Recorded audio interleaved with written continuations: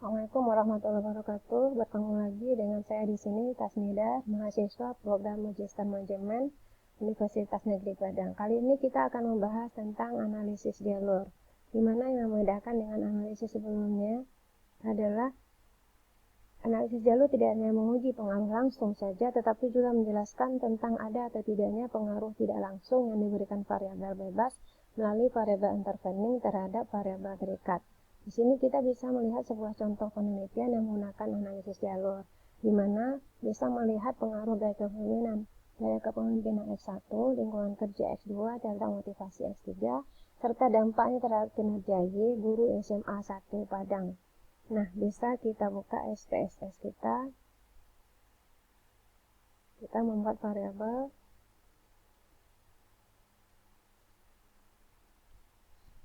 X1, variabel X2, variabel Y, variabel Z.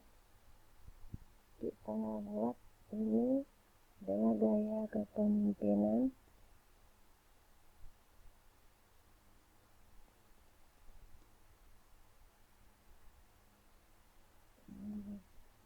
Terus lingkungan kerja, motivasi, kinerja. Kita buka data view kita, tambah di data X1 DSL. Ini dasarnya.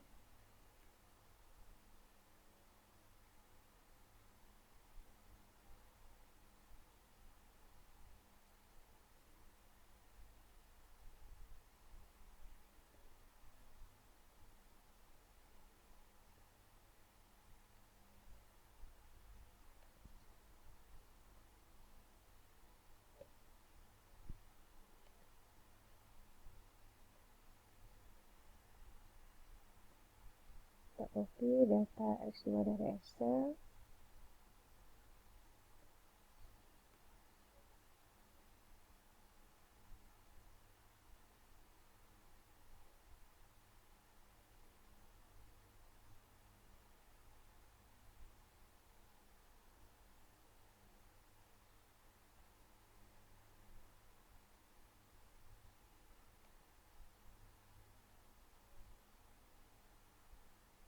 Kita copy data Y dari Excel.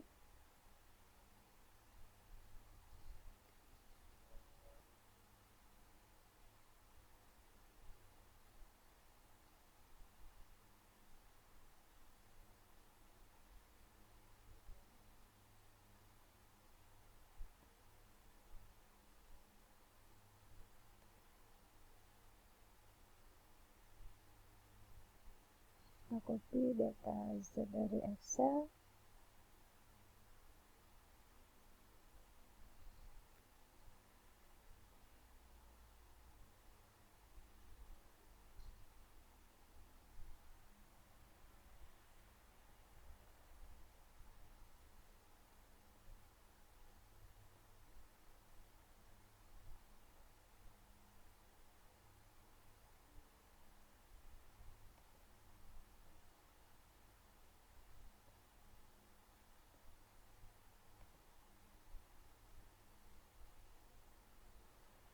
Selanjutnya kita lakukan analis yang pertama.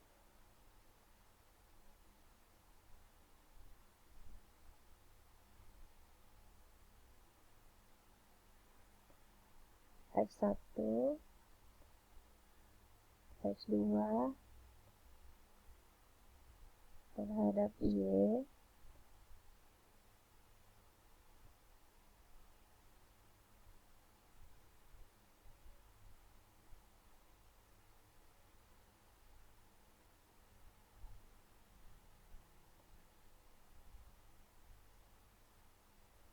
Bisa kita lihat outputnya di sini.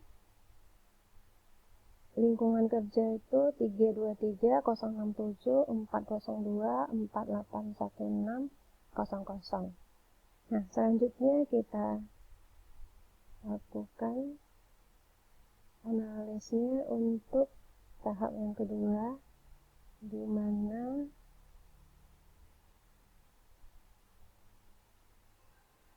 kita ambil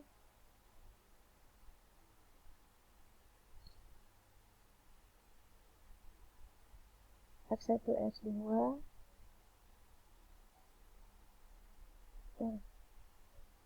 dan Y kita lakukan terhadap kinerja. Nah, bisa kita lihat di sini hasil regresinya, angka-angka yang bisa kita lihat.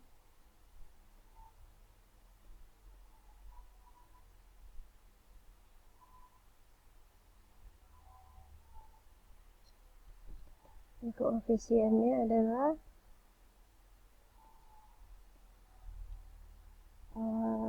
untuk motivasi 624, 074, 609, 8392, 00, di mana dependen variabelnya adalah kinerja. Nah, bisa kita simpulkan. Kita lihat dari hasil penelitian ini, bisa kita lihat di slide kita, di mana cara memaknai hasil SPSS dari analisis jalur itu yang pertama menghitung koefisien jalur. Pada bagian ini akan dihitung koefisien jalur model 1 dan model 2, di mana tadi bisa dilihat dari hasil regresi model 1 pada tabel koefisien dapat diketahui bahwa nilai signifikansi dari kedua variabel yaitu X2 sama dengan 00 dan X1 sama dengan 00 dan X2 sama dengan 00 lebih kecil dari 0,05. Hasil ini memberikan kesimpulan bahwa regresi model 1 yakni variabel X1 dan X2 berpengaruh signifikan terhadap Y. Nilai R2 pada model ini sebesar 0,404.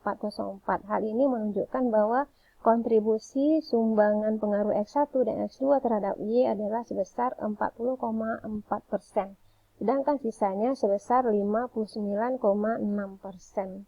Nah, ini bisa kita lihat untuk nilai E1 dapat dicari dengan rumus E1 sama dengan AK dari 1 kurang R kuadrat sama dengan AK dari 1 kurang 0,404 sama dengan 0,772. Dengan demikian diperoleh diagram jalur model struktur 1 sebagai berikut. Nah, seperti yang kita lihat di slide ini.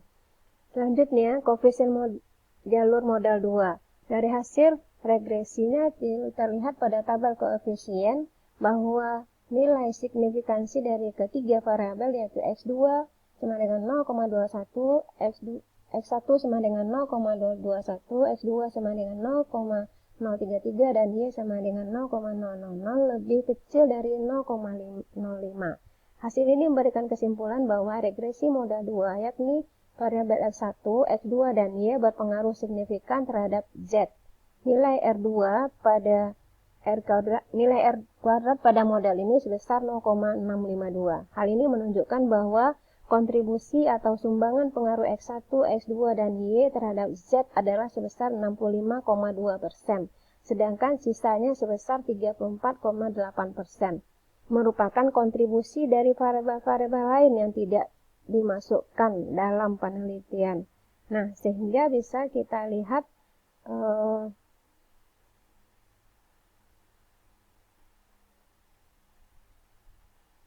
nilai E2 dapat dicari dengan rumus E2 sama dengan AK dari 1 kurang R kuadrat sama dengan AK dari 1 kurang 0,652 sama dengan 0,589.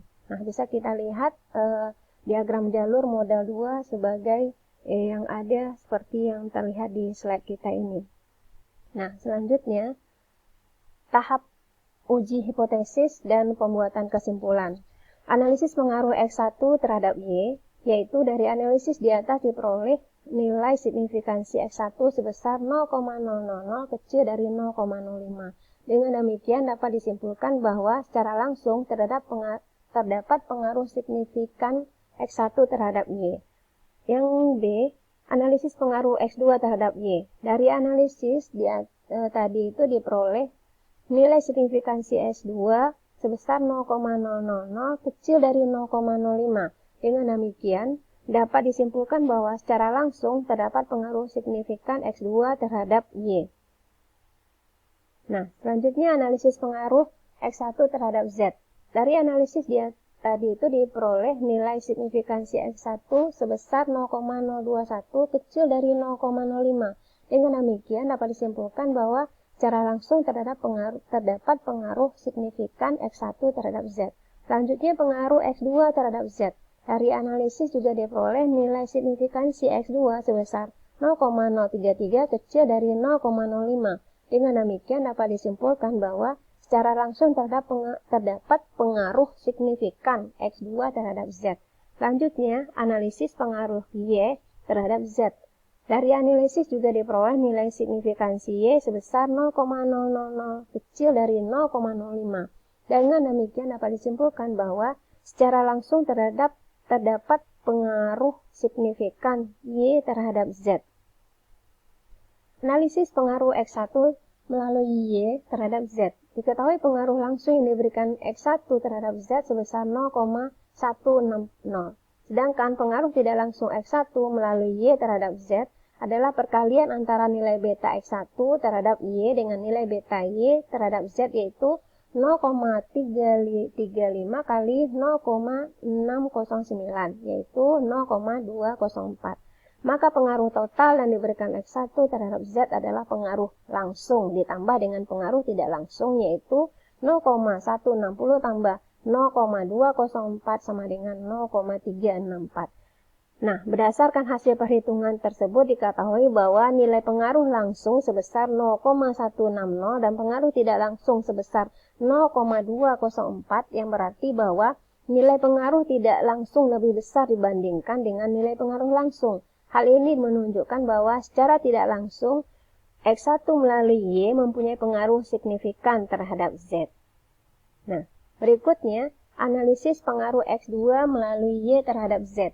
Diketahui pengaruh langsung yang diberikan X2 terhadap Z sebesar 0,152. Sedangkan pengaruh tidak langsung X2 terhadap Y pengaruh tidak langsung X2 melalui Y terhadap Z adalah perkalian antara nilai beta X2 terhadap Y dengan nilai beta Y terhadap Z, yaitu 0,402 kali 0,609 sama dengan 0,245. Maka pengaruh total yang diberikan X2 terhadap Z adalah pengaruh langsung ditambah dengan pengaruh tidak langsung, yaitu 0,152 tambah 0,245 sama dengan 0,397. Nah, berdasarkan hasil perhitungan ini diketahui bahwa nilai pengaruh langsung sebesar 0,152 dan pengaruh tidak langsung sebesar 0,245, yang berarti bahwa nilai pengaruh tidak langsung lebih besar dibandingkan dengan nilai pengaruh langsung. Hasil ini menunjukkan bahwa secara tidak langsung X2 melalui Y mempunyai pengaruh signifikan terhadap Z. Nah, dari serangkai pembahasan ini kita dapat menarik kesimpulan bahwa hipotesis dalam penelitian ini terbukti diterima. Nah, itu yang bisa diberikan. Banyak maaf, semoga semua bisa dipahami. Sekali lagi banyak maaf. Billahi taufiq wa hidayah. Wassalamualaikum warahmatullahi wabarakatuh.